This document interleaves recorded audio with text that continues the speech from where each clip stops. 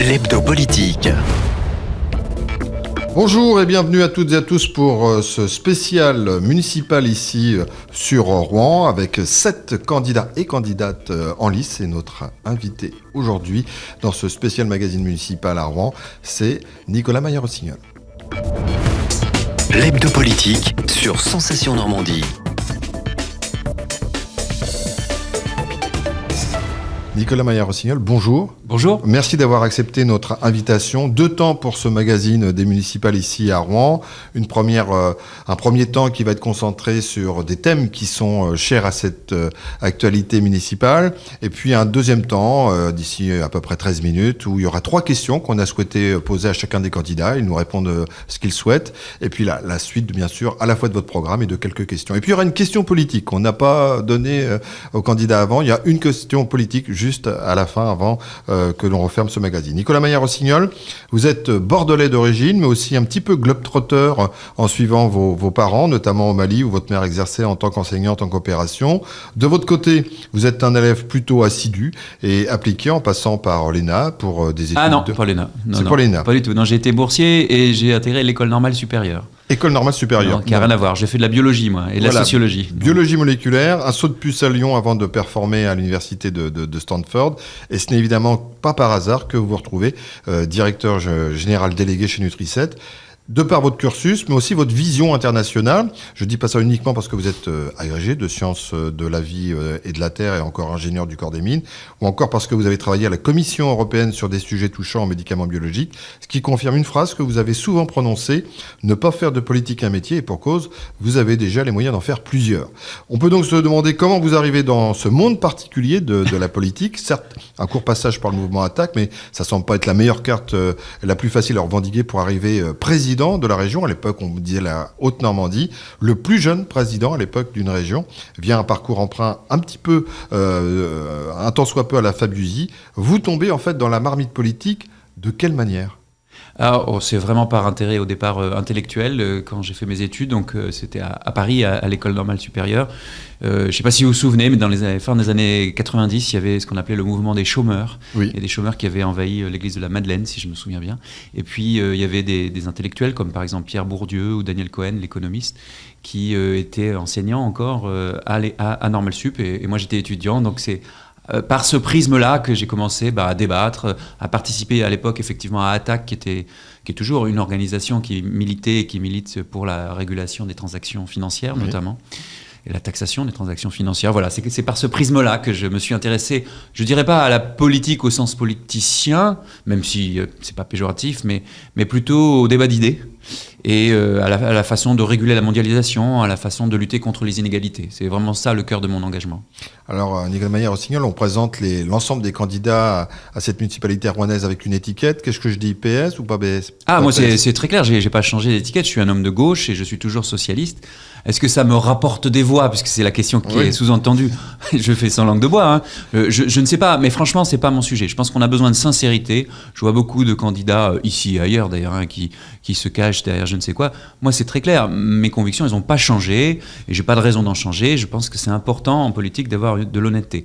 Ceci dit, évidemment, quand vous portez un projet local, mais ce que je veux dire n'a rien de nouveau, vous portez un projet avec une équipe, avec des gens de la société civile, en l'occurrence des Rouennais, et je ne leur demande pas d'où ils viennent politiquement. On doit partager un certain nombre de valeurs, bien entendu, mais la plupart, même la quasi-totalité, ne sont pas dans des partis politiques, et c'est tout à fait normal. Et par contre, ce sont des vrais Rouennais qui aiment Rouen et qui ont envie de bosser pour Rouen. Alors, il y a au moins une de vos qualités que l'ensemble de vos adversaires vous reconnaissent tout à fait. Ils disent de vous que vous êtes un bosseur. Même quand vous réunissiez la presse pour annoncer vos 10 priorités pour Rouen et la métropole, bien vous présentez en fait une trentaine de propositions. On voit effectivement que vous avez des propositions. Désolé. Vous avez des propositions, mais vous avez cette envie de tous les dossiers. Hein. Vous disiez que vous parliez sans langue de bois. Moi, c'est pareil. De tous les dossiers qu'on a préparés, le vôtre est le plus fourni. Ça fait partie de votre marque de fabrique ? Je vais vous dire une chose très importante pour moi. Je ne suis pas engagé dans la vie publique pour être. Je suis engagé dans la vie publique pour faire. J'ai ma formation initiale, mon parcours professionnel, comme vous l'avez rappelé. J'ai toujours considéré que la vie publique, ça ne doit pas être un métier, et que pour parler de politique de l'emploi, il vaut mieux en avoir eu un. Moi, je suis directeur général délégué, dirigeant d'entreprise, et en l'occurrence, c'est une PME normande, qui est une boîte absolument incroyable, qui s'appelle Nutri7, qui est basée à Maloney depuis 35 ans. Je pense que c'est très important d'être indépendant de la vie publique pour bien en faire. Et très honnêtement, et là encore sans langue de bois, j'ai été président de la région. C'est grand, c'est peut-être plus grand qu'une ville, c'est plus prestigieux, peut-être politiquement, j'en sais rien. Franchement, le sujet n'est pas le titre, la médaille, le colis fiché. Non. Ce qui est important, c'est est-ce qu'on peut agir ? Et c'est un point très important dans cette campagne, à quel niveau on peut agir ? C'est une des raisons d'ailleurs pour lesquelles je suis à la fois candidat à la mairie, mais pour que le maire de Rouen, parce que c'est un mandat de proximité bien sûr, soit aussi le président de la métropole. Parce que c'est à ce niveau-là qu'on a les leviers. Vous êtes le seul candidat d'ailleurs à revendiquer. Oui, et honnêtement, je trouve ça très dommage. Pourquoi ? Parce que la plupart des Rouennais ne le savent pas, la plupart des Français ne savent pas qui fait quoi. Et je vais même vous dire, pas mal d'élus ne sont pas au clair sur qui fait quoi, il faut le dire. Parce que c'est pas simple, c'est pas clair, c'est pas assez efficace. Dans la plupart des agglomérations de France, le maire de la ville-centre, il est président de la métropole. Pourquoi ? Parce que beaucoup de compétences, de moyens, de budget, c'est des trucs très concrets, hein. C'est le prix du ticket de bus, à quelle heure il passe, c'est la voirie, tout ce qui concerne l'écologie. Si vous avez juste la mairie, vous faites rien du tout, vous faites très très peu. En vérité, si vous voulez être à la bonne échelle, il faut que vous ayez les moyens d'agir. Le budget d'investissement de la ville de Rouen, c'est 25 millions d'euros. Le budget d'investissement de la métropole de Rouen-Normandie, c'est 250. Vous rajoutez un zéro, ça n'a rien à voir. Donc soit on est honnête et on veut vraiment agir, soit on fait semblant pendant une campagne. Moi, j'essaye d'être honnête. Si on veut vraiment être à la hauteur des enjeux, notamment l'enjeu économique, notamment l'enjeu écologique, alors il faut les leviers. Franchement, c'est plus simple, c'est plus clair, c'est plus efficace. Je veux dire, est-ce qu'on pourrait une fois dans la vie publique française simplifier un tout petit peu ? Et juste une fois. À chaque fois, on dit oui, on va simplifier, vous inquiétez pas, on va simplifier. Puis à la fin, c'est encore plus compliqué, plus personne n'y comprend rien. Est-ce qu'on pourrait une fois simplifier les choses ? Et vous êtes en capacité de le faire si vous devenez maire et président en même temps. Alors, ce qu'il faut savoir, c'est qu'à Rouen, ça n'a jamais été le cas. Pour une raison simple, parce que des fois on dit le maire, il peut taper du poing sur la table parce qu'il peut peser. C'est vrai. Sauf... Ça l'a été, ça l'est encore pour quelques semaines. Oui, mais c'est juste une transition. Voilà. Parce qu'il y a les élections qui arrivent et que l'ancien président est parti au Canada. Mais ce qu'il faut bien comprendre, c'est que si vous êtes au Havre, par exemple, la mairie et le maire du Havre, tout seul, il est majoritaire dans son agglomération. Il peut être 60%. Donc il peut décider s'il veut. Bon, il est démocrate, donc il discute avec Gonfreville, avec Carfleur, avec Sainte-Adresse. Mais la vérité, c'est qu'il a la majorité tout seul. Si vous êtes à Rouen, la ville de Rouen, c'est 110 000 habitants. L'agglomération rouennaise, la métropole, c'est 500 000. Donc vous pesez quoi ? Vous pesez 20%. Donc si vous n'avez pas des partenaires dans les autres communes, un programme commun, en vérité, vous n'aurez pas les moyens de vos ambitions. Je vous explique par exemple, un exemple concret. Moi, je voudrais instaurer, expérimenter la gratuité sur les transports en commun en commençant par le samedi.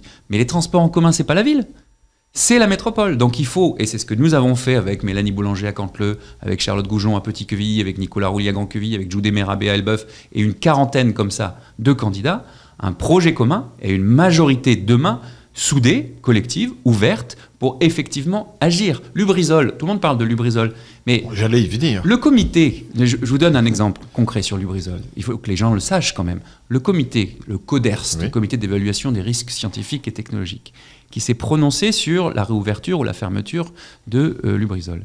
Le maire de Rouen, il n'est même pas dans la pièce. Il ne siège pas au comité. C'est la métropole qui y siège. Donc il faut être honnête avec les citoyens. Si on veut agir sur ces sujets, il faut que le maire de Rouen soit président de la métropole et c'est tout le sens de ma candidature. Alors, puisqu'on a parlé de Lubrizol s'invite dans la campagne des municipales. Certes, vous aviez démarré déjà quelques jours avant, si je ne dis pas de bêtises, en lançant, mais de toute façon, vous l'aviez travaillé, cette campagne. Lubrizol change quelque chose dans la démarche de l'ensemble des candidats sur l'environnement, l'écologie. Il l'avait prévu, l'avait pas prévu, vous l'aviez prévu ? Je pense que personne n'avait prévu. Non, pas Lubrizol, mais le fait de travailler, de mettre en avant le thème écologique. Ah oui, alors ça par contre, ça se voit et ça peut se vérifier facilement. Nous, on a lancé le collectif Fiers de Rouen bien avant. Et par exemple, une des personnalités qui participent au collectif et qui chapeaute toute la dimension environnementale, c'est Benoît Léniel, qui est universitaire à Rouen, qui est membre du GIEC international, donc le groupement international des experts pour le climat. Et très clairement, et bien avant Lubrizol, mais on n'est pas les seuls, hein, on se préoccupe d'environnement. Pourquoi ? Parce qu'on est dans une vallée industrielle, que les enjeux de pollution, de qualité de l'air, de qualité de l'eau, de dépollution des friches par exemple, de circulation, sont très importants à Rouen depuis très longtemps, donc c'est pas nouveau. Ce qui est vrai en revanche, c'est que Lubrizol, l'accident de Lubrizol, et puis il faudrait être plus précis que ça, c'est l'accident de Lubrizol Normandie Logistique, parce que faut qu'on arrête de jeter l'opprobre sur les salariés. Moi, j'ai une pensée pour les salariés de Lubrizol, qui sont quand même des gens qui doivent être dans une situation très difficile aujourd'hui, au moins psychologiquement, et aussi financièrement, économiquement. Bon, donc, Lubrizol jette une lumière particulière, ça c'est clair, sur des enjeux de sécurité, de communication et de gestion de crise, parce que franchement, le moins qu'on puisse dire, c'est que la communication de l'État a été particulièrement... un peu bizarre, un peu cafouillage. Oui, vous parlez Quai d'Orsay, troisième langue, là. Elle a été très mauvaise, il faut le dire. Et moi, comme citoyen, je n'ai reçu aucune information. Comme élu, j'en ai eu, mais comme citoyen, je n'ai rien reçu depuis l'accident. Si vous avez reçu un courrier, un mail, un téléphone, moi, j'ai rien. Même pas un SMS, rien. Le système de gestion de communication, d'information. Et puis, plus long terme, il y a un vrai enjeu. C'est qu'on est un tissu industriel qui est en train de muter. Soit on laisse faire, et on va se retrouver avec la triple peine des usines qui ferment, Petroplus, oui. Aujourd'hui UPM Chapelle Darblay en grande difficulté, des friches, pollution. Et qui est-ce qui se tape derrière la dépollution? C'est nous. Et, troisième peine, parce qu'on ne le dit jamais, mais quand vous perdez une entreprise, vous perdez des ressources fiscales, des recettes publiques. Et ces recettes publiques, c'est quoi derrière? C'est financer des écoles, des associations, des crèches. Donc, soit on laisse faire et on a cette triple peine, soit on prend notre destin en main et on fait du judo. On prend cette faiblesse, territoire pollué, et on en fait une opportunité. On devient les champions de la dépollution industrielle, les champions de l'amélioration de la qualité de l'air, les champions de l'utilisation du fleuve pour la logistique, pour diminuer la part de camions, etc., etc. C'est ce que vous dites d'ailleurs à plusieurs reprises. Vous voulez que Rouen soit championne d'un certain nombre de domaines, et notamment la ville la plus propre de France. Est-ce que c'est pas un effet d'optique, presque, et je le fais exprès de le dire, un peu démagogique, de dire championne des villes de France? Je trouve que parfois, à Rouen, on s'excuse d'avoir de l'ambition. Mais arrêtons de nous excuser d'avoir de l'ambition. Regardez ce qui s'est passé sur d'autres villes. Je ne dis pas que c'est un modèle parfait, mais regardez par exemple Nantes, qui est elle aussi au départ une ville industrielle et portuaire. Oui. Bon, en 20-30 ans, à l'échelle d'une ville, c'est pas si long. Cette ville et cette agglomération, encore une fois, a été complètement transformée. On est d'accord. Donc, je ne dis pas qu'il faut faire pareil. Je dis juste qu'il faut avoir de l'ambition. Nous, on est fiers de Rouen. Parce que ça ne veut pas dire que tout est parfait, bien sûr qu'on est nul dans certains domaines et qu'il y a des choses qui ne vont pas, et je vais même vous faire une confidence. À la fin de mon mandat, si je suis élu, il y aura encore des problèmes, il y aura encore des difficultés. Bien sûr, il faut être honnête. Mais on peut être fier d'abord des atouts qu'on a, parce qu'on a des atouts incroyables, bien sûr le patrimoine, la localisation, mais aussi des atouts humains et dans tous les quartiers. Et on a aussi une fierté à vouloir bosser ensemble pour faire passer cette agglomération en Ligue des Champions. On a franchi une étape ces dernières années, c'est incontestable. Regardez la ville, je ne dis pas que c'est parfait encore une fois, mais en 10 ans, elle a beaucoup changé. Bon, si on a changé de division, c'est bien. Maintenant, moi, je veux qu'on passe en Ligue des Champions. Vous ne changez pas, vous restez avec nous. On se retrouve dans quelques instants, Nicolas Maillard-Rossignol. L'hebdo politique. Toujours au cœur de ce magazine des municipales à Rouen, élection 2020 bien évidemment. Notre invité, c'est Nicolas Maillard-Rossignol, qui est à la tête d'un collectif qu'il drive, alors de gauche, mais pas que, puisqu'il y a des tendances différentes. On a parlé d'écologie et d'environnement, on peut encore en parler si vous le souhaitez. J'aimerais justement qu'on revienne sur la gouvernance, parce que vous êtes celui qui, me semble-t-il, démarche le plus possible, donne des rendez-vous, rencontre les personnes, augmente ce collectif. Il y a plus de 550 personnes qui le nourrissent. Est-ce que ça veut dire qu'en termes de gouvernance de la ville, ça peut changer quelque chose? Est-ce que les citoyens auraient la possibilité de voir un maire différent en termes de gestion de la ville? Moi, je pense que c'est essentiel. Je suis évidemment partisan et défenseur de la République, de la démocratie représentative. C'est important d'avoir des élus. Surtout pour dégager l'intérêt général, parce que si vous parlez à différentes catégories de population, des commerçants, des riverains, des étudiants, des personnes âgées, ils ne vont pas forcément avoir exactement le même point de vue.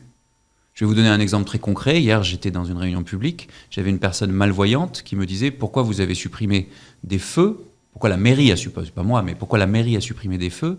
Parce que du coup, c'est plus difficile pour les personnes malvoyantes de traverser. Elle a raison.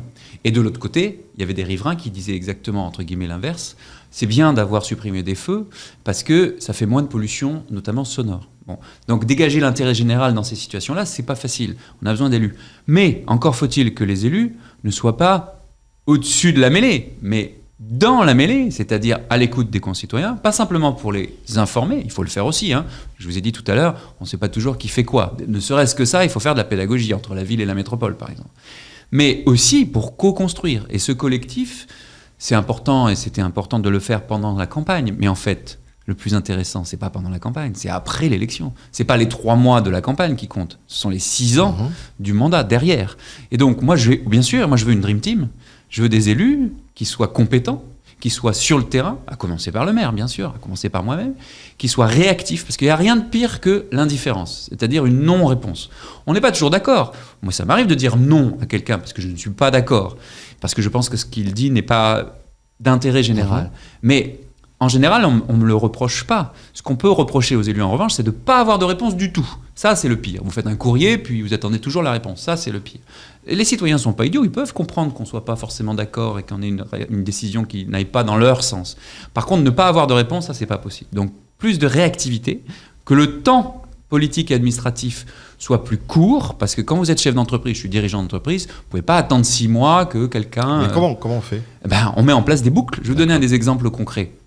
Les écoles municipales, si les toilettes, elles ne fonctionnent pas pour les enfants, et je peux vous dire que c'est très concret et très important. Il y a des enfants qui se retiennent, qui travaillent moins bien, qui ne se sentent pas à l'aise à l'école, et il y a des parents qui se plaignent. Si on attend avec une boucle d'information qu'il y ait un courrier qui remonte par tel service, qui fasse passer à un autre service, qui fasse passer à l'élu, qui fasse valider par le maire, qui machin, qui truc, mais je veux dire, on attend beaucoup trop longtemps et à la fin, je vais même vous dire, ça finit par être le personnel de l'école ou carrément les parents qui font la réparation. C'est pas normal. Donc il faut mettre en place une boucle. C'est facile à dire, c'est probablement plus difficile à faire, mais il faut mettre en place une boucle locale avec un élu de proximité, des élus qui n'ont pas des titres, mais qui sont sur le terrain par quartier, et plus qu'aujourd'hui, et des services qui soient localisés, répartis fonctionnellement, pour par exemple sur un petit groupe d'écoles dans un même secteur géographique, pour pouvoir répondre à ce genre de petits travaux importants. Les conseillers de quartier actuels ne peuvent pas faire ça ? Éventuellement, ils peuvent le faire, mais les conseillers de quartier aujourd'hui, ce qu'on voit, c'est que ça marche de façon plus ou moins bonne. Ça dépend des quartiers, ça dépend des personnes, je ne veux pas faire de généralité. Ça s'est un peu essoufflé, il faut quand même le reconnaître, de façon générale. Encore une fois, il y a des exceptions. De quelques-uns. Voilà. Et puis surtout, je pense qu'on est tous citoyens et qu'il y a d'autres outils qui existent aujourd'hui. Il y a les réunions publiques, il y a les promenades urbaines, se promener dans un quartier avec les citoyens pour voir, en ce moment c'est le quartier Beauvoisine par exemple, pour voir ce qu'on va faire sur ce quartier des musées, c'est juste un exemple. Ce qui a été fait sur Saint-Sever, les ateliers urbains de proximité autour du gymnase Langlaine par exemple. Et puis aussi, c'est complémentaire, c'est pas suffisant, mais c'est complémentaire, des outils numériques. Nous par exemple dans la campagne, on a un système avec une application qui s'appelle Voter, vous pouvez voter en direct sur nos propositions. C'est pas un vote qui a une valeur juridique. Oui, c'est ce que j'allais vous dire. Mais ça permet d'avoir une indication et elle est assez fiable. Ça permet de vite voir. Bah oui, parce que quand vous commencez à avoir plusieurs centaines, plusieurs milliers de personnes qui votent, vous pouvez le faire depuis chez vous, bah tout de suite, c'est intéressant. D'accord. Et en plus... Et donc ça peut modifier éventuellement mais je pense que c'est dans le programme, important, on peut bien arriver sûr. à modifier. Ah, ben c'est ce qui s'est passé. Je peux vous dire que c'est ce qui s'est passé sur certains sujets. Parce qu'il y a eu une inflexion sur certains sujets par rapport à ce qu'attendaient les citoyens, bien sûr, oui. On a vécu une époque, c'était l'époque peut-être Le Canuet, où on avait un hyper-cerveau au-dessus qui savait pour la ville. Très bien, ça avait certainement ses avantages. Moi, je pense qu'on a besoin d'élus qui ont un sens de l'intérêt général, qui font de la vie publique de façon indépendante, qui ont leur métier à côté, leur expérience à côté. C'est pour ça que c'est important d'avoir des élus qui viennent de la société civile. J'en fais partie, mais je ne suis pas du tout le seul. Et de travailler au jour le jour avec les citoyens, dans un sens et dans l'autre, dans l'information, la communication et la pédagogie, et dans la co-construction et la concertation. Alors, un maire ne peut pas tout faire, et pourtant vous dites que vous allez lancer un dispositif zéro chômeur de longue durée. On a l'impression que la municipalité peut résoudre tous les maux. Est-ce que l'emploi, alors l'attractivité du territoire c'est indéniable, mais l'emploi en tant que tel, est-ce que le maire peut effectivement, alors j'ai compris maire et président de métropole, mais est-ce qu'ils peuvent les deux, ou le même, arriver à endiguer une réalité parfois économique ou sociale ? Faut pas faire de fausses promesses. Faut pas se lancer dans des grands décalages entre des discours formidables pendant les campagnes et une réalité famélique, c'est-à-dire très pauvre, après au niveau des actes. Non. À chaque fois qu'il y a un décalage entre le discours et les actes, c'est catastrophique. On sait ce que ça génère. Abstention, colère, défiance, parfois violence sociale en tout cas, et violence symbolique, et vote extrême droite. Non. Il faut sortir de ça.